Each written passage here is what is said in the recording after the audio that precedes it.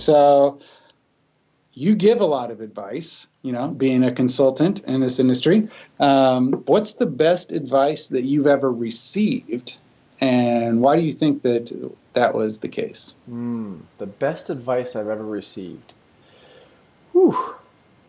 And I've received a lot. Sometimes it's easier to be open to the advice than others. Yeah.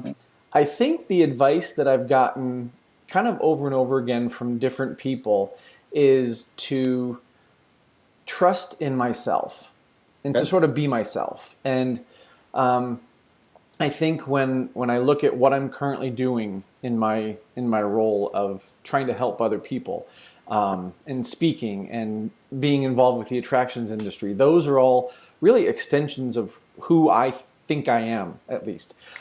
So I think when people have said, you're on the right path, keep it going, trust in your instincts, because if you look back, on things that have been successful in your life, your instincts have been pretty well honed. So continue, even though there's going to be some challenges that you come up with and roadblocks and things where you're really unsure.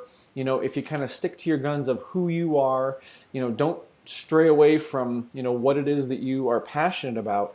That's what's going to help you be successful in the future. And I think that's what has helped me continue to be successful. And it's something that I remind myself and give myself that advice a lot. Because when I first started, when I first left Universal and was out on my own as a speaker, I was trying to do so many different things because, at Universal, my role was really defined. I was the senior trainer of leadership development, and I knew what I was supposed to do, and I had a job description, and that was great. But when I got out on my own, I had all these different ideas of kind of where I wanted to go and how I could do things, and some of the advice that I have kind of shied away from a little bit is when people say, well, you talk about leadership, so you could do that with any industry. Well, that's probably true, but I don't have the passion for every industry. It's really hard. And I talked about this before. It's hard for me to go into a bank or into a hospital and talk about great guest service and leadership because it's just me. I'd rather talk to people who are, running an entertainment facility or guest service facility or, those type of things that really get me jazzed and excited. Sure. And so to keep following that passion is what helps me kind of keep moving in the direction that I want to go. So I think that's probably been the best thing for me.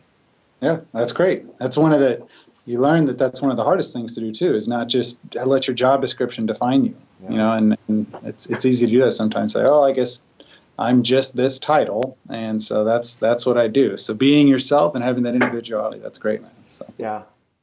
Thanks for watching this episode of LeaderTips Q&A. If you liked what you saw, go ahead and hit the subscribe button so you can be notified when new episodes come out.